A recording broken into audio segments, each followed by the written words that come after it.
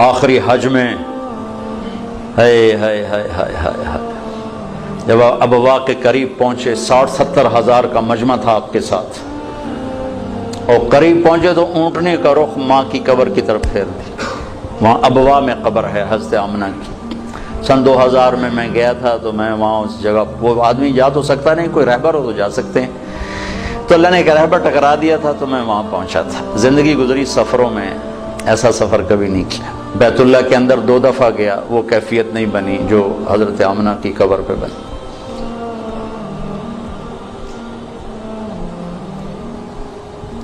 مجھے وہ چھوٹا سا محمد نظر آنے لگا، جو ماں کی عمر کیا تھی؟ 25 سال۔ باپ کب فوت ہوئے؟ 25 برس۔ ماں کب فوت ہوئی؟ 25 برس۔ اور 3 افراد، ام ایمن خادمہ والدہ جناب رسول اللہ صلی اللہ علیہ وسلم، اچانک موت کا وار ہوا ہے۔ ممکن ہے ہارٹ اٹیک ہوا ہو، ممکن ہے، جو کچھ پڑا ہے اس کے مطابق تو یہی خیال آتا ہے کہ بولا نہیں جا رہا تھا، اور کروٹ پہلو بدل رہی تھی، اس سے پتہ لگتا ہے شاید ہوا ہو، بولا نہیں جا رہا، اور آپ سہمے ہوئے پاس بیٹھے ہوئے تھے، کیا ہو کیا ہو؟ پھر آخری الفاظ، کل حی میت و کل جدید بعد، بیٹا ہر زندہ نے مرنا ہے، ہر جوانی نے ڈھلنا ہے، لگتا ہے میرا وقت آ گیا ہے۔ وقد ولدت طہرا، میں نے ایک پاکیزہ ہستی کو جنم دیا ہے۔ شمع بجھ گئی، پھر آپ سینے پہ سر رکھ کے روئے ہیں، کوئی آنسو پوچھنے والا بھی نہیں تھا۔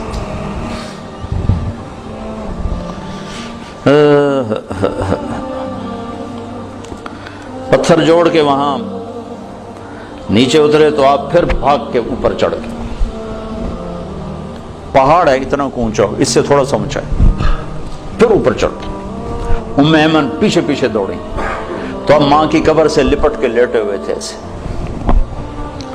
جب قریب آئیں تو آپ کہہ رہے تھے، اماں تجھے تو خبر تھی تیرے سوا میرا کوئی نہ تھا، مجھے چھوڑ کے تو کہاں چلی گئی۔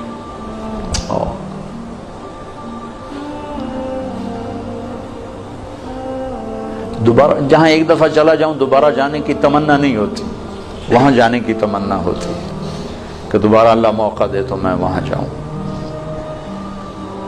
ایک وقت عصر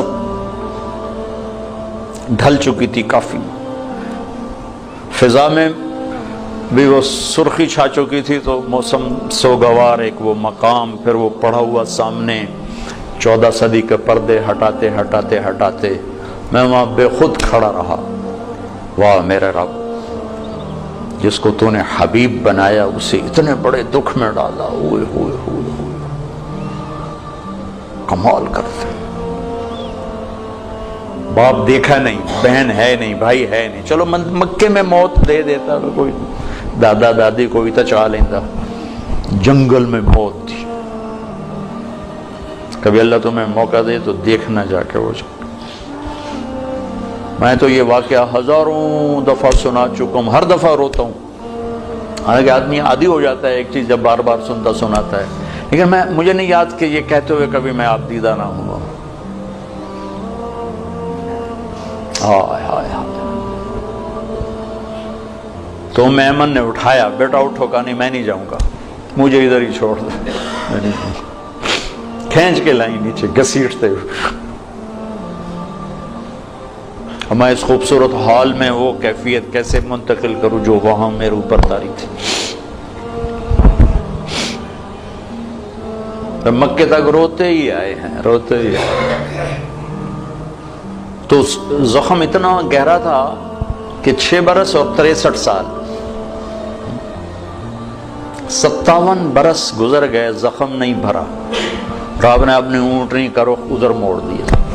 اپریل کا مہینہ، شدید گرمی، تب ماں کی قبر کے سرانے تشریف لائے، اونٹنی سے اترے اور یوں بیٹھے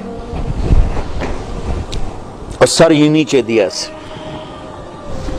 پوری پوزیشن چھوٹے بچوں والی، جب زیادہ لمبا رونا ہو تو بچوں کو یہ پوزیشن بنتی، یوں سر دیا،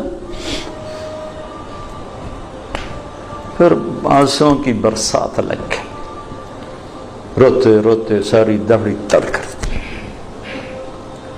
اور اس قافلے کا انتظام ابوا بستی میں تھا۔ ابوا وہاں سے 10 میل دور ہے اندازاً، چونکہ میں پہلے ابوا گیا، وہاں سے کوئی رہبر ڈھونڈنا چاہا، ملا نہیں، پھر راستے میں ایک مل گیا تو اس کو لے کر، تو پھر آپ نے فرمایا کہ میں ادھر ہی آج قیام کروں گا۔ وہاں نہیں گئے جہاں سارا انتظام تھا ٹھہرنے کا، ماں کے سرہانے رات گزاری ہے۔